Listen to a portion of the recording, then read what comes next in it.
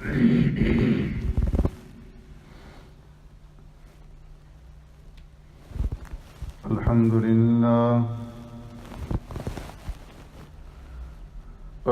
لله نحمده ونستعينه ونستغفره ونؤمن به ونتوكل عليه ونعوذ بالله من شرور أنفسنا ومن سيئات أعمالنا من يهدي الله فلا مضل له ومن يضلله فلا هادي له ونشهد أن لا إله إلا الله وحده لا شريك له ونشهد أن سيدنا وسندنا ونبينا ومولانا محمدا عبده ورسوله أرسله الله إلى كافة للناس بشيرا ونذيرا وداعيا إلى الله بإذنه وسراجا منيرا أما بعد فقد قال الله تبارك وتعالى في القرآن المجيد والفرقان الحميد فأعوذ بالله من الشيطان الرجيم بسم الله الرحمن الرحيم لا إكراه في الدين قد تبين الرشد من الغي فمن يكفر بالطاغوت ويؤمن بالله فقد استمسك بالعروة الوثقى لا انفصام لها والله سميع عليم الله ولي الذين آمنوا يخرجهم من الظلمات إلى النور والذين كفروا أولياؤهم الطاغوت يخرجونهم من النور إلى الظلمات أولئك أصحاب النار هم فيها خالدون صدق الله مولانا العظيم يا رب صل وسلم دائما أبدا على حبيبك خير الخلق كلهم هو الحبيب الذي ترجى شفاعته لكل هول من الأهوال مقتحم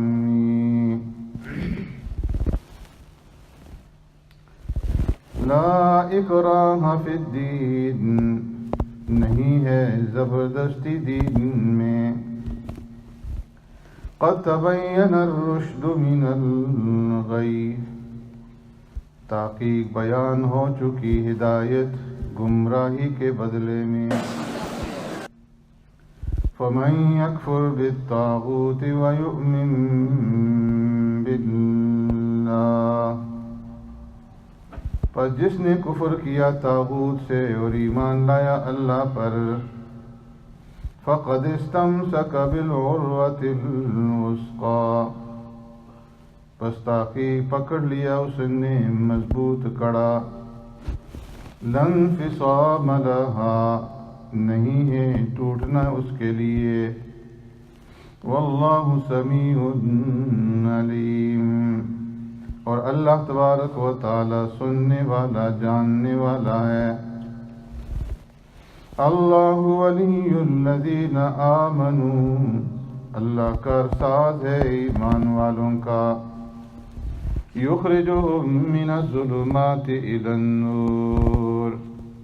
نکالتا ہے انہیں اندھیریوں سے روشنی کی طرف. والذین کفروا اولیاؤہم الطاغوت،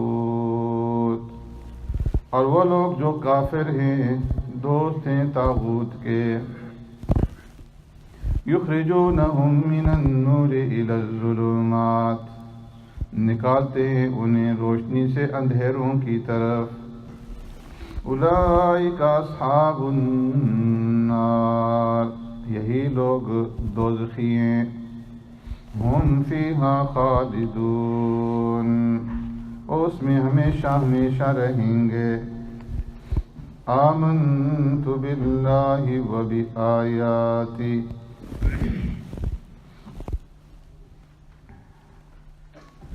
میرے محترم دوستوں، بزرگوں، بھائیوں،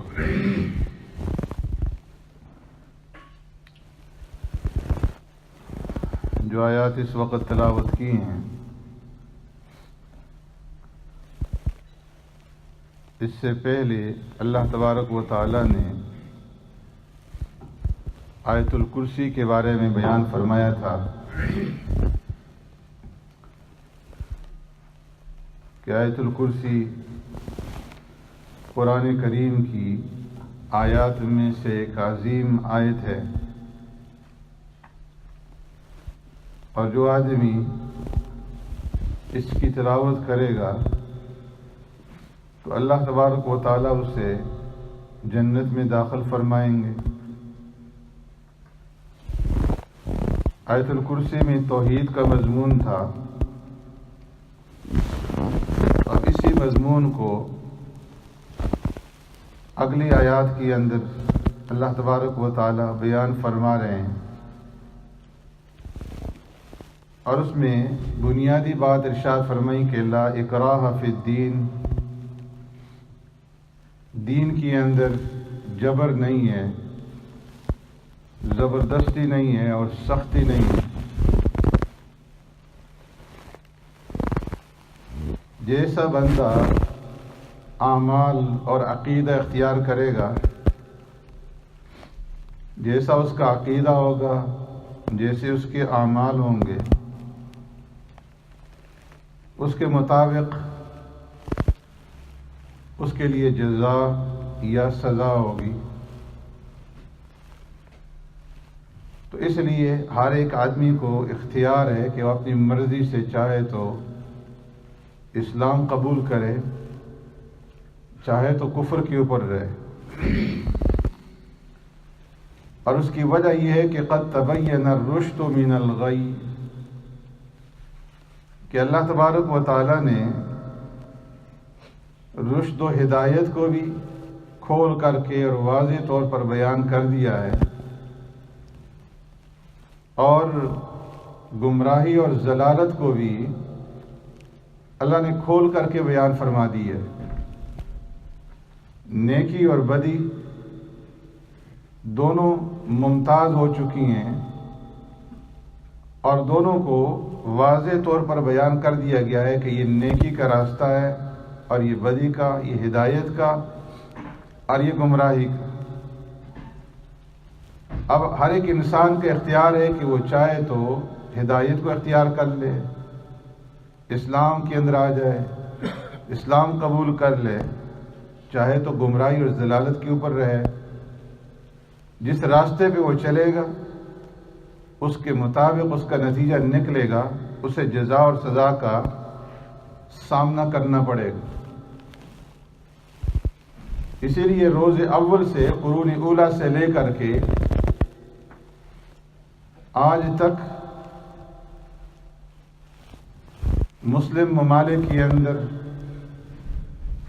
کروڑوں کے اعتبار سے کفار رہے ہیں، لیکن ان کے اوپر جبر اور زبردستی نہیں کی گئی کہ وہ لازماً دین کو قبول کرے.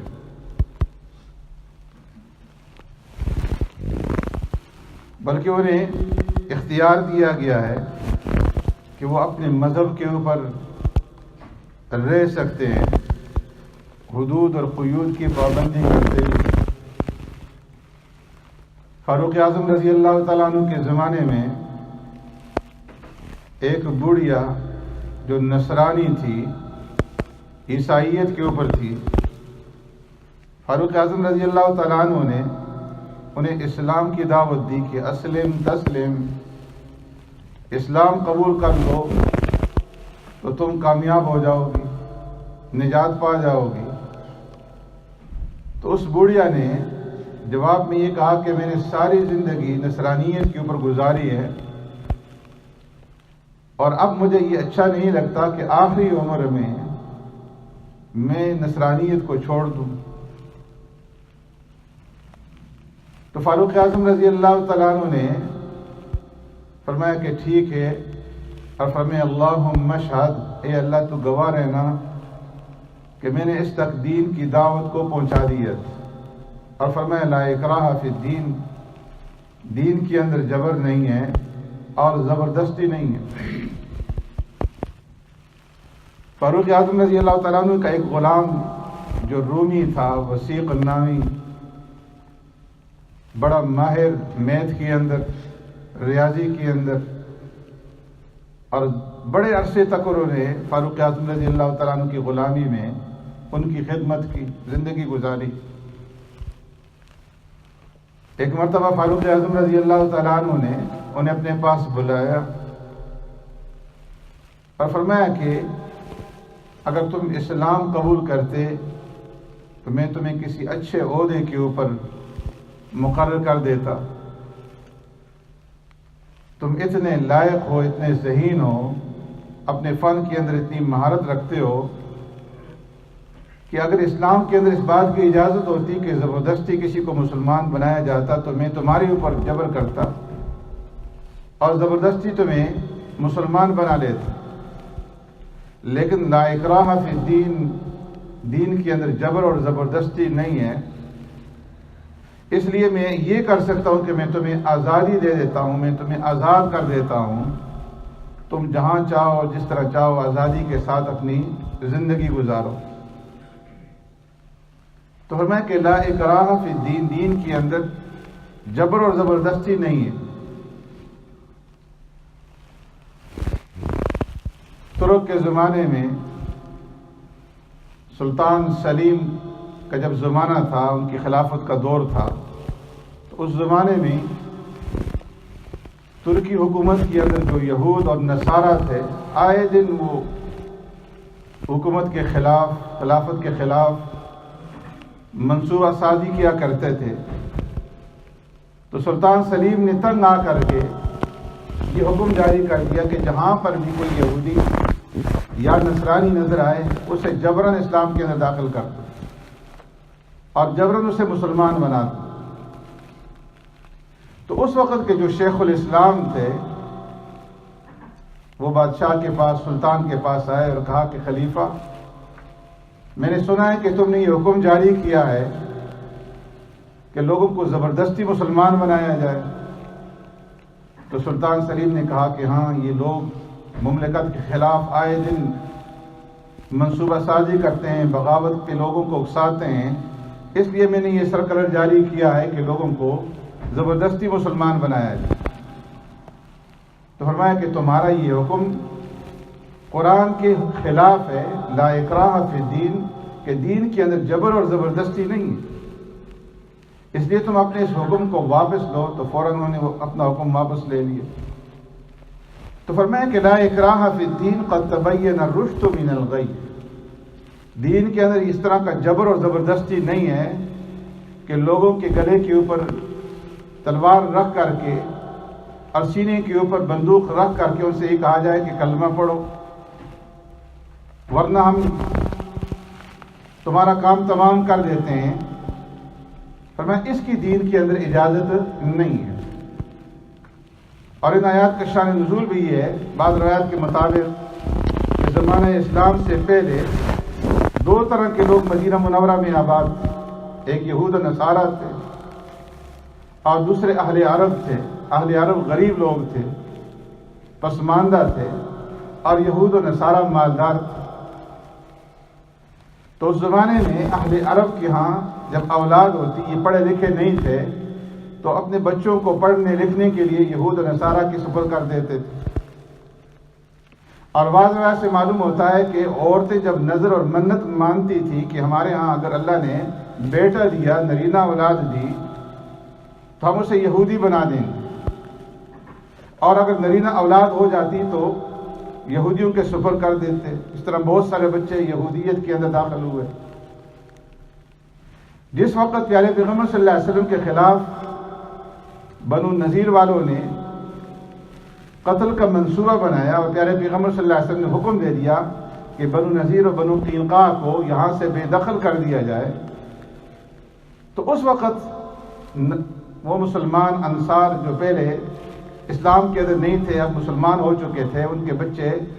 یہودیت میں یا نصرانیت میں تھے،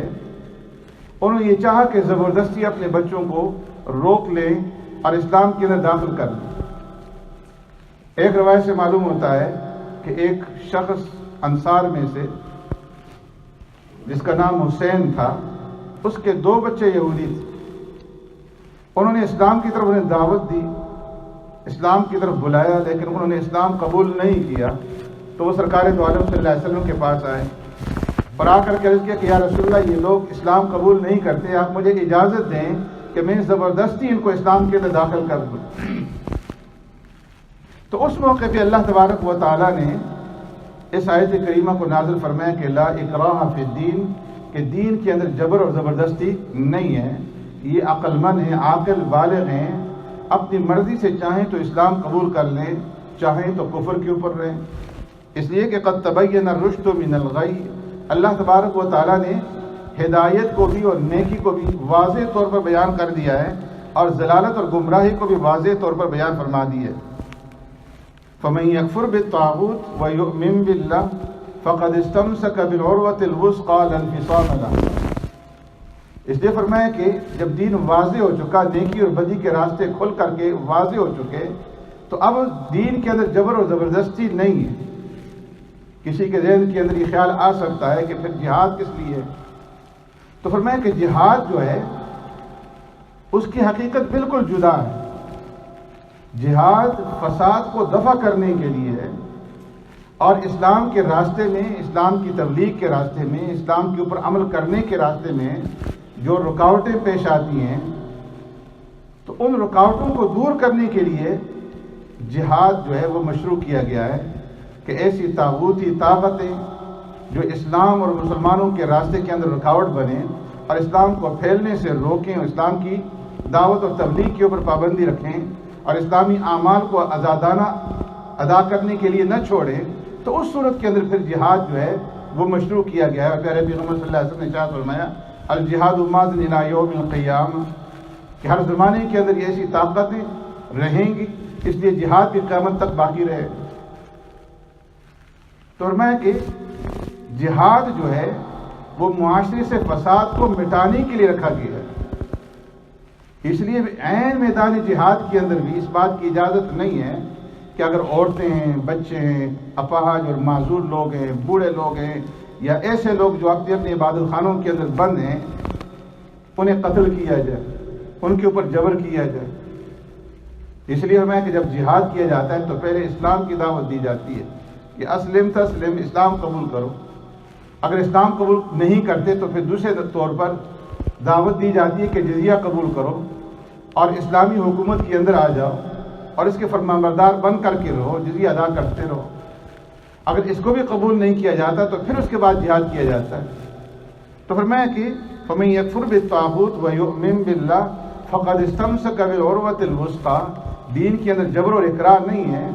اللہ نے ہدایت کو واضح کر دیا، ضلالت کو واضح کر دیا۔ اب اس کے بعد فمن یکفر بالطاغوت ویؤمن باللہ، جس آدمی نے طاغوت کے ساتھ انکار کیا، کفر کیا، جتنی بھی شیطانی طاقتیں ہیں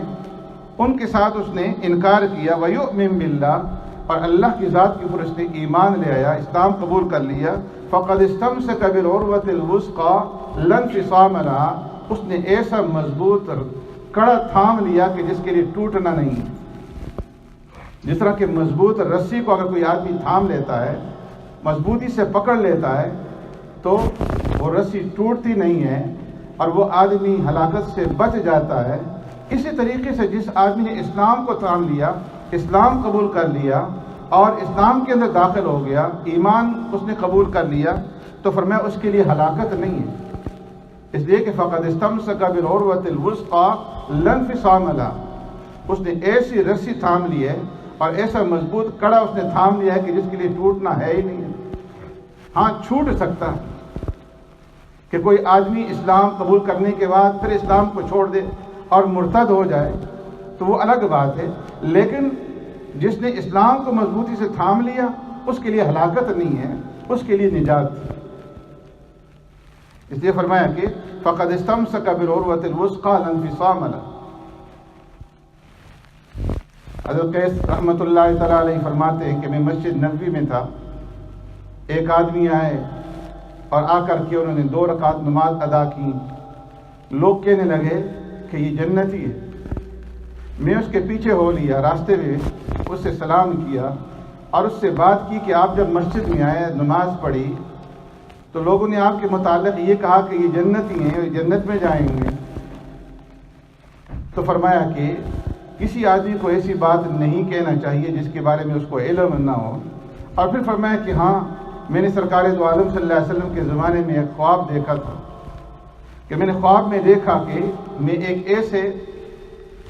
باغیچے کے اندر ہوں کہ جہاں ہر طرف سبزہ ہی سبزہ ہے، اور اس کے درمیان میں لوہے کا ایک مضبوط ستون ہے جو زمین سے لے کر کے آسمان تک چلا گیا، اور اس ستون کے اوپر ایک مضبوط کڑا ہے۔ مجھ سے یہ کہا گیا کہ تم اس ستون کے اوپر چڑھو۔ میں نے کہا میں تو نہیں چڑھ سکتا، تو اس آدمی نے مجھے سہارا دیا اور میں آسانی کے ساتھ اس ستون کے اوپر چڑھ گیا، اور اس کے آخر پر پہنچ کر کے میں نے اس مضبوط کڑے کو تھام لیا۔ تو مجھ سے کہا گیا کہ تم اس کڑے کو مضبوطی سے تھامے رکھنا اور اس کو چھوڑنا نہیں ہے۔ فرمایا کہ میں نے پیارے پیغمبر صلی اللہ علیہ وسلم کے سامنے اپنا خواب بیان کیا تو آپ صلی اللہ علیہ وسلم نے ارشاد فرمایا کہ وہ باغ اور وہ سبزہ، فرمایا کہ وہ دین ہے، اور جو ستون تم نے دیکھا یہ دین اسلام کا ستون ہے، اور جو کڑا دیکھا وہ عروۃ الوثقی ہے۔ اور فرمایا کہ تم آخر وقت تک اسلام کے اوپر رہو گے اور تمہارا انتقال جو ہوگا وہ اسلامی کی حالت میں ہوگا۔ یہ حضرت عبداللہ ابن سلام رضی اللہ تعالیٰ عنہ۔ تو فرمایا کہ جس آدمی نے دین کو ایک دفعہ قبول کر لیا اور اس کو چھوڑا نہیں، مضبوطی سے اس کے اوپر جمع رہا، فقد استمسک بالعروۃ الوثقی لا انفصام لها، تو اس کے لیے ٹوٹنا نہیں ہے اور اس کے لیے ہلاکت نہیں ہے، اس کے لیے آخر کار نجات۔ واللہ سمیع علیم، اور اللہ تبارک و تعالیٰ سننے والے جاننے والے ہیں۔ اس لیے وہ سنتے بھی ہیں کہ کوئی آدمی کلمہ پڑھتا ہے کس نیت سے پڑھتا ہے، کس ارادے سے پڑھتا ہے، اور جاننے والے بھی ہیں، دلوں کے بھید سے وہ واقف ہیں کہ کس نے صدق کے دل سے کلمہ پڑھا اور کس نے نفاق کے ساتھ جو ہے دین کو قبول کیا۔ اسی لیے فرمایا کہ جبر و اکراہ نہیں ہے کہ اس کا کوئی فائدہ نہیں ہے۔ منافقین نے اسلام کا دعویٰ کیا کہ ہم مسلمان ہیں، ایمان والے ہیں، لیکن دل سے ایمان قبول نہیں کیا تھا، تو اس لیے اللہ رب العزت نے ان کی مذمت بیان فرمائی۔ نہ ان کے ایمان نے دنیا کے اندر انہیں فائدہ پہنچایا اور نہ آخرت کے اندر۔ اس لیے فرمایا کہ ایمان قبول کرو تو صدق دل کے ساتھ قبول کرو اور مضبوطی کے ساتھ قبول کرو۔ جو اللہ کے احکامات ہیں اور جو اللہ کے نبی کی تعلیمات ہیں ان کو پورے طریقے سے بجا لاؤ تو تمہارے لیے نجات ہے۔ سبحانک اللہم و بحمدک، اشہد ان لا الہ الا انت، استغفرک و اتوب الیک۔